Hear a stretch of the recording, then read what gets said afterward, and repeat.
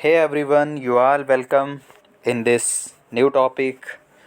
Today our topic is morally mentor reform. ठीक है, last time हमने डिस्कस करा था मुस्लिम लीग सूरत स्प्लिट। देन आज हम देखेंगे कुछ एडमिनिस्ट्रेटिव रिफॉर्म। ठीक है, उसके बाद पूरा टाइमलाइन के साथ आगे बढ़ेंगे। तो 1909 में क्या होता है, Morley Minto reform, Indian council act of 1909, जिसको क्या कहा जाता है, मॉरलेमेंटो रिफॉर्म भी कहा जाता है। ठीक है, अब मॉरलेमेंटो रिफॉर्म क्यों कहा जाता है कि Morley was secretary of state. ठीक है, मॉरले कौन था, सेक्रेटरी था, और मिंटो कौन था, वाइस रॉय था। ठीक है, मिंटो कौन था, वाइस रॉय था।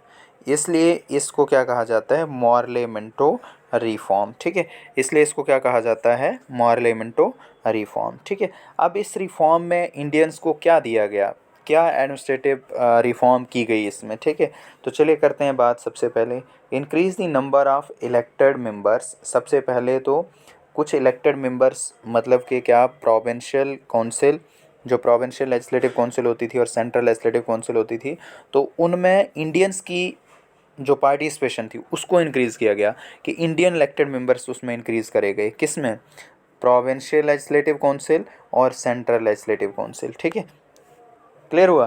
तो increase the number of elected member in central as well as provincial legislature, पहली बात। उसके बाद इंडियंस वर अलाउड, इंडियंस को अलाउ करा गया किस चीज़ के लिए, to participate in the election of various legislative council on the basis of class and community, कि they can also participate in the legislative council. ठीक है, कि जो प्रोविंशियल लेजिस्लेटिव काउंसिल्स हैं उनमें ये लोग पार्टिसिपेट कर सकते हैं, बट इनको on the basis of class community, इस बेस पे पार्टिसिपेशन दी जाने लगी। ठीक है, कौन से वाले, मॉरले मेंटो रिफॉर्म 1909 में। ठीक है, उसके बाद elected members were to be indirectly elected, कि जो ये जो इलेक्टेड मेंबर्स होंगे ये इनडायरेक्टली इलेक्ट होंगे। ठीक है, इनडायरेक्टली इलेक्ट होंगे, मतलब जैसे प्रोविंशियल लेजिस्लेटिव काउंसिल है तो उसके मेंबर्स जैसे डिस्ट्रिक्ट बोर्ड का या म्यूनसिपैलिटीज़ वगैरह से आएंगे, और उसके बाद जो प्रोविंशियल लेजिस्लेटिव काउंसिल है वो आगे मेंबर्स को इलेक्ट करके भेजेगी किस में, सेंट्रल लेजिस्लेटिव काउंसिल में। ठीक है, और उस तरीके से ये पूरा लेजिस्लेटिव काउंसिल जो है वो इलेक्ट किया जाएगा। तो इसलिए इसको क्या लिखा गया, इनडायरेक्ट इलेक्शन। ठीक है, उसके बाद separate electorate for Muslim, most important. ठीक है, separate electorate for Muslims, Muslims के लिए सेपरेट इलेक्टोरेट। सेपरेट इलेक्टोरेट का मीनिंग क्या होता है, इसको समझेंगे पहले। सेपरेट इलेक्टोरेट का मतलब होता है कि भाई मुस्लिम जो होंगे, मुस्लिम का कैंडिडेट उसको मुस्लिम ही इलेक्ट करेंगे, मुस्लिम ही वोटर्स होंगे। तो सेपरेट इलेक्टोरेट दिया गया फर्स्ट टाइम किसके लिए, मुस्लिम्स के लिए। तो वी कैन से दैट कि यहाँ पे हिंदू और मुस्लिम यूनिटी को ख़त्म करने के लिए डिवाइड एंड रूल जो पॉलिसी थी, ठीक है, तो मतलब कहीं ना कहीं उसको इम्प्लीमेंट करने की कोशिश की गई। सेपरेट इलेक्टोरेट, मुस्लिम्स को सेपरेट कर दिया, क्योंकि अब मुस्लिम लीग बनी थी तो वो डिमांड भी कर रहे थे, तो इसलिए क्या किया गया, उनकी डिमांड को एक्सेप्ट कर लिया गया और सेपरेट इलेक्टोरेट दे दिया गया किसके लिए, मुस्लिम्स के लिए, कि मुस्लिम ही कैंडिडेट होगा मुस्लिम एरिया से और उसको मुस्लिम ही वोटर्स जो हैं वो इलेक्ट करेंगे। Separate electorate. दूसरा मोस्ट इंपॉर्टेंट पॉइंट यहाँ पे है कि ये है कि यहाँ से क्वेश्चन बनता है कि who is known as the father of communalism in India. ठीक है, तो किसको फादर कहा जाता है, मिंटो को। ठीक है, मोस्ट इंपॉर्टेंट पॉइंट है, note it. Minto is known as, Minto को क्या कहा जाता है, Minto is known as the father of, किसका फादर कहा जाता है, कम्युनलिज्म इन इंडिया, कि सेपरेट इलेक्टोरेट, ठीक है, रिलीजन बेस पे इलेक्टोरेट प्रोवाइड करवाने वाला first viceroy of India was, वो कौन था, मिंटो था। ठीक है, मिंटो, ही is known as the father of communalism in India. ठीक है, देन उसके बाद आगे बढ़िए। One Indian was to be appointed to the viceroy executive council, कि जो वाइस राय की एग्जीक्यूटिव काउंसिल होगी उसमें एक मेंबर जो था वो अपॉइंट किया गया था, वो कौन था, इंडियन। ठीक है, इंडियन मेंबर अपॉइंट किया गया था किस में, एग्जीक्यूटिव काउंसिल में, और कौन था वो, सत्येंद्र प्रसाद सिन्हा। ठीक है, वो कौन था, सत्येंद्र प्रसाद सिन्हा, SP सिन्हा, सत्येंद्र प्रसाद सिन्हा, याद रखना, सत्येंद्र प्रसाद सिन्हा। ठीक है, सत्येंद्र प्रसाद सिन्हा को क्या बनाया गया था, फर्स्ट इंडियन था ये, जिसको के जो किसका मेंबर बना था, एग्जीक्यूटिव काउंसिल का मेंबर बना था। और इसको कौन सा डिपार्टमेंट दिया गया था, इसको डिपार्टमेंट दिया गया था लॉ डिपार्टमेंट। ठीक है, कौन सा डिपार्टमेंट दिया गया था, लॉ डिपार्टमेंट। मोस्ट इंपॉर्टेंट है, याद रखना। Who was the first Indian become the part of the viceroy executive council, तो ही वाज, कौन था, SP सिन्हा। ठीक है, सत्येंद्र प्रसाद सिन्हा। ठीक है, कौन सा डिपार्टमेंट दिया था इसको, लॉ डिपार्टमेंट दिया था, नोट इट। ठीक है, तो मोस्ट इंपॉर्टेंट 2 पॉइंट आपने याद रखने हैं। पहला तो चलो इसको सारा रिवाइज करेंगे एक बार। हमने देखा कि भाई सबसे पहले मॉर्ले मिंटो रिफॉर्म में क्या किया गया कि इंडियंस की पार्टिसिपेशन को इंक्रीज़ किया गया। इंडियंस का नंबर जो था किस में, प्रोविंशियल लेजिस्लेटिव काउंसिल और सेंट्रल लेजिस्लेटिव काउंसिल, उसको इंक्रीज़ किया गया। ठीक है, 16 से 60 मेंबर्स कर दिए गए थे। ठीक है, लेकिन इतना आपको डिटेल में जाने की ज़रूरत नहीं है, आपको एग्ज़ाम में इतना नहीं पूछा जाता। उसके बाद हमने बात करी कि भाई इसमें क्या किया गया था कि ये जितने मेंबर्स होंगे ये इनडायरेक्टली इलेक्ट होंगे, इनडायरेक्टली इलेक्ट होंगे। ठीक हो गया। उसके बाद हमने दूसरी बात करी कि कम्युनलिज्म वाज इंट्रोड्यूस, कि सेपरेट इलेक्टोरेट दिया गया। किसको दिया गया separate electorate? Separate electorate for Muslims, Muslims के लिए। और who is known as the father of this, कौन किसको फादर कहा जाता है, जल्दी से बताइए? मिंटो। ठीक है। देन उसके बाद हमने नेक्स्ट क्या बात करी कि भाई हमारे यहाँ ये बोला गया कि एक इंडियन जो होगा वो वायसराय एग्जीक्यूटिव काउंसिल का मेंबर होगा।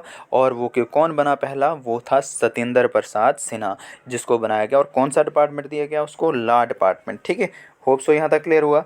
चलिए अब आगे बढ़ते हैं। जो आपकी फर्स्ट वर्ल्ड वार है, ठीक है, फर्स्ट वर्ल्ड वार 1914 में शुरू हुई। उस समय पे जो था हमारे इंडियंस का जो था वो अलग अलग स्टैंड था। मॉडरेट का अलग स्टैंड था, एक्सट्रीमिस्ट का अलग स्टैंड था, रेवोल्यूशनरीज का अलग स्टैंड था।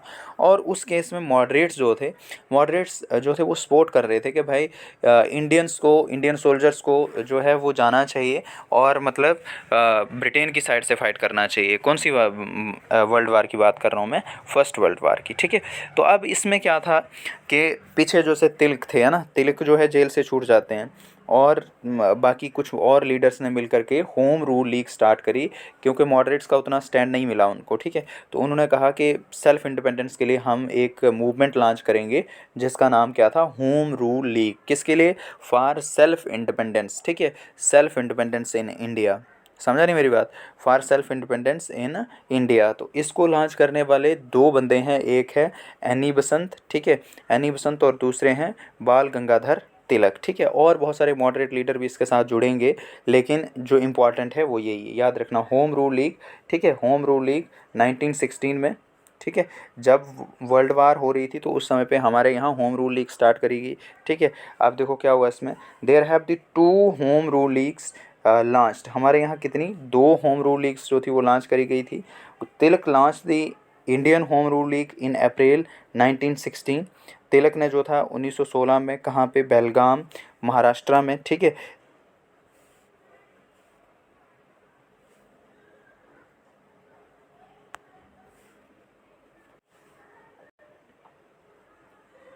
ठीक है, तिलक ने जो था, तिलक ने होम रूल लीग जो थी वो कहाँ लॉन्च करी थी? महाराष्ट्र में, बेलगाम। और इसका जो हेडक्वार्टर था वो था पुणे में। ठीक है, हेडक्वार्टर कहाँ पे था? पुणे में। ठीक है, was the league was restricted to Maharashtra. ठीक है, एक्सक्लूडिंग बम्बे सिटी। ठीक है, ये कहाँ रिस्ट्रिक्टेड थी? महाराष्ट्र में, लेकिन बम्बे सिटी में ये नहीं थी, बम्बे सिटी एक्सक्लूडिंग। ठीक है, बम्बे सिटी में नहीं थी। क्लियर हुआ? तो यहाँ आपने सिंपल याद रखना कि home rule league was started, when did it was started and who was started this. ठीक है, क्वेश्चन ऐसे ही बनेगा। तो याद रखना 1916 में, ड्यूरिंग द टाइम ऑफ, जब ये दुनिया में क्या चल रही थी? वर्ल्ड वार चल रही थी, तो उस समय पे हमारे यहाँ होम रूल लीग स्टार्ट करी गई थी। ठीक है, और तिलक और एनी बसंत ने स्टार्ट करी थी। ठीक है, तिलक तिलक लॉन्च दी, तिलक ने कहाँ लॉन्च करी थी? बेलगाम, महाराष्ट्र। इसका हेडक्वार्टर कहाँ पे था? पुणे में। और दूसरी ये लेडी हैं जिसका नाम है एनी बसंत, याद रखना, Annie Besant launch the home rule league in September 1916 at Madras. ठीक है, 1916 में इन्होंने कहाँ पे? मद्रास में। They had the common objective of achieving the self government in India. ठीक है, कि हमें अपने यहाँ सेल्फ गवर्नमेंट चाहिए। ठीक है, any Basant was the Irish lady. ठीक है, आयरिश लेडी थी, एक सोशल वर्कर्स थी, और हमारे यहाँ मोस्ट इंपॉर्टेंट इन्होंने काम किया। ठीक है, अब ये यहाँ एनी बसंत जो है मोस्ट इंपॉर्टेंट रोल प्ले करती हैं होम रूल लीग में, और बहुत सारे मॉडरेट्स भी इनके साथ जुड़ते हैं।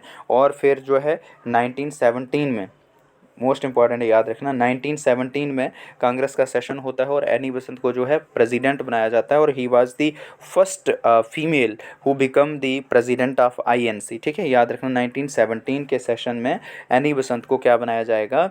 आपका फर्स्ट वुमेन होगी जो कि प्रेसिडेंट बनेगी, किसकी? आईएनसी की। तो इन सेशंस को हम एक अलग से पूरी वीडियो बनाएंगे और उसमें सारे क्लियर करेंगे, लेकिन अभी हम पढ़ रहे हैं तो इन बिटवीन कुछ भी आता है तो उसको हम टच करके आगे की तरफ निकलेंगे, ठीक है। क्लियर हुआ यहाँ तक? तो क्या हुआ, home rule league started by हुआ स्टार्टेड, अब जल्दी से बताएंगे, तिलक, और दूसरा कौन है, एनी बसंत, ठीक है। चलिए आगे बात करते हैं अब। लखनऊ सेशन मोस्ट इंपॉर्टेंट, ठीक है। लखनऊ सेशन 1916, लखनऊ सेशन में क्या हुआ, this is the session of INC presided by moderate, ठीक है। इसको कौन प्रेजाइड कर रहा था, अंबिका चरण मजूमदार, ठीक है। एसी मजूमदार भी आपको कहीं मिलेगा तो कन्फ्यूज़न कोई नहीं होनी चाहिए, अंबिका चरण मजूमदार। लखनऊ सेशन किसकी बात कर रहा हूँ मैं, आईएनसी का लखनऊ सेशन कहाँ पे हुआ ये, लखनऊ में। कब हुआ, 1916 में। और कौन इसको प्रेजाइड कर रहा था, अंबिका चरण मजूमदार। यहाँ पे क्या हुआ इस सेशन में, अब क्या हुआ इसमें कि रीएडमिटेड, ठीक है, रीएडमिटेड, रीड नहीं है, क्या है, readmitted, readmitted the extremist into the Congress, ठीक है। कि जो एक्सट्रीमिस्ट पहले अलग हो गए थे वो और कांग्रेस दोनों मिल गए इसमें, ठीक है। कौन से वाले सेशन की बात कर रहे हैं हम, लखनऊ सेशन। कौन यहाँ पे आपस में मिल गए, यूनाइट हो गए, दोबारा से रीएडमिट हो गए, एक्सट्रीमिस्ट किसके साथ, कांग्रेस के साथ, मॉडरेट्स के साथ। अब एक चीज़ तो ये हुई, दूसरी चीज़ क्या हुई, Lucknow pact was signed between Congress and Muslim league, ठीक है। लखनऊ पैक्ट साइन हुआ किस किस के बीच में, मुस्लिम लीग और कांग्रेस के बीच में, कि वी विल यूनाइट, ठीक है। आज से हम क्या करेंगे, हमारा एक गोल होगा और हम मिलकर के वॉइस रेज करेंगे फॉर सेल्फ इंडिपेंडेंस, ठीक है। तो होम रूल लीग नहीं, सॉरी, आपकी मुस्लिम लीग और किसके बीच में, कांग्रेस के बीच में, ठीक है। कौन कौन यहाँ पे याद रखना, मोस्ट इंपॉर्टेंट, ठीक है। या लखनऊ सेशन क्यों इंपॉर्टेंट है, एक तो मॉडरेट और एक्सट्रीमिस्ट यूनाइट हो गए, दूसरी बात क्या है कि भाई लखनऊ पैक्ट साइन हुआ किस किस के बीच में, कांग्रेस और मुस्लिम लीग। डायरेक्ट क्वेश्चन यहाँ से बनता है कि बताइए लखनऊ पैक्ट जो था वो कब साइन हुआ था और किस किस के बीच में साइन हुआ था और कौन सा सेशन था। तो याद रखना लखनऊ सेशन था, लखनऊ पैक्ट साइन हुआ मुस्लिम लीग और कांग्रेस के बीच में, कि आज से we will work together for self independence, self government, for freedom, ठीक है। चलिए आगे बढ़ते हैं। उसके बाद नेक्स्ट हमारा कंपोनेंट है महात्मा गांधी, ठीक है। Mahatma Gandhi arrival in India, Mahatma Gandhi जो है वो इंडिया में पहुंचते हैं और उसके बाद महात्मा गांधी आगे काम करेंगे, सत्याग्रह स्टार्ट करेंगे, आपकी फ्रीडम मूवमेंट स्टार्ट करेंगे, सिविल डिसोबीडियंस मूवमेंट स्टार्ट करेंगे। तो इसको बात करते हैं, महात्मा गांधी के बारे में थोड़ा सा पढ़ लेंगे, मोस्ट इंपॉर्टेंट है, ठीक है। अबाउट गांधी, ठीक है।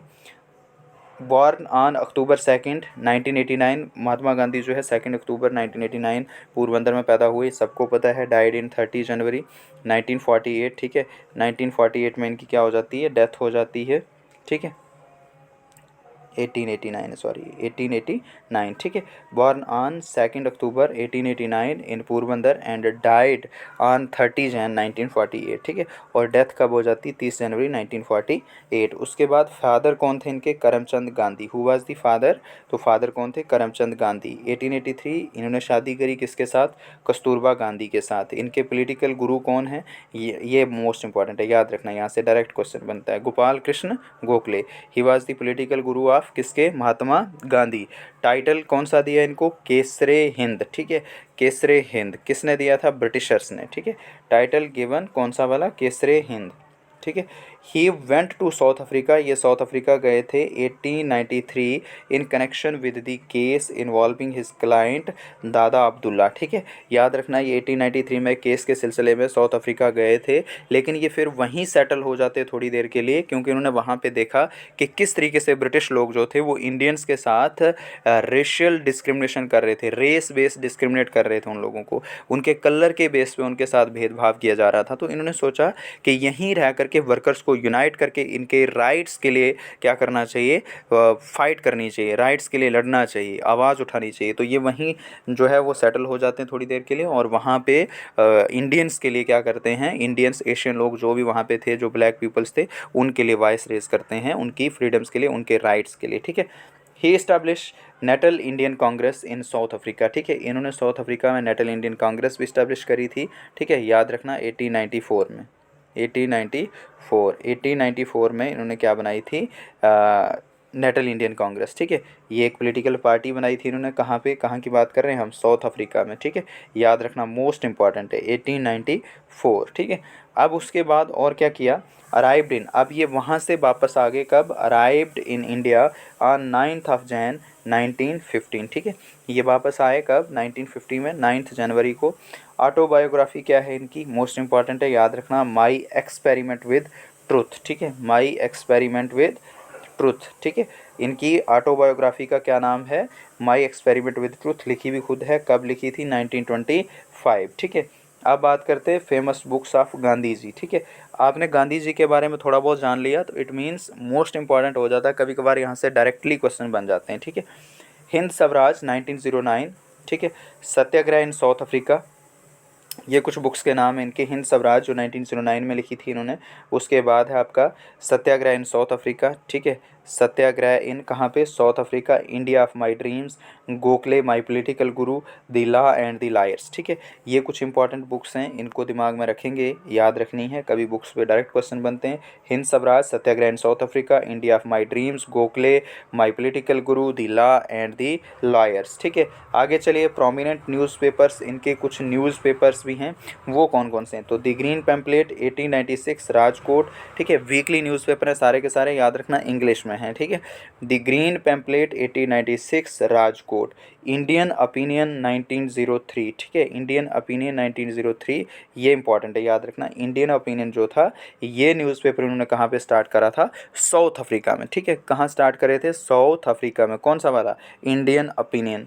यंग इंडिया, यंग इंडिया 1919, ठीक है, यंग इंडिया 1919। दी हरिजन, ठीक है, 1932। तो दीज वर दी इम्पॉर्टेंट क्या थे, न्यूज़पेपर्स ऑफ महात्मा गांधी, ठीक है। तो this is all about the today lecture and next we will start, जो हम नेक्स्ट स्टार्ट करने वाले हैं वो स्टार्ट करेंगे मोस्ट इंपॉर्टेंट महात्मा गांधी सत्याग्रह इन इंडिया, ठीक है, या मूवमेंट्स इन इंडिया, ठीक है। तो वो कौन कौन सी थी, हम नेक्स्ट लेक्चर में स्टार्ट करेंगे। अगर इसका आपको पीडीएफ चाहिए तो आपको मैंने नीचे टेलीग्राम लिंक दिया है, व्हाट्सएप ग्रुप का लिंक दिया है, आप ज्वाइन कर सकते हैं और वहाँ से डायरेक्टली जो है असेस कर सकते हैं पीडीएफ्स को, ठीक है। Thank you. अगर वीडियो अच्छी लगती है तो शेयर करना है, कमेंट करना है और अपने डाउट्स जो है आप पूछ सकते हो, ठीक है। Thank you.